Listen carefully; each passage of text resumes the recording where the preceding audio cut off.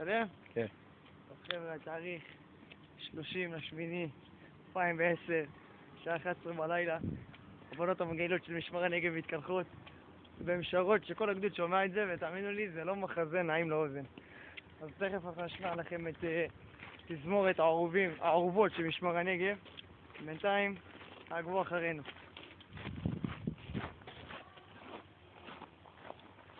אני לא חייב הבנים אבל.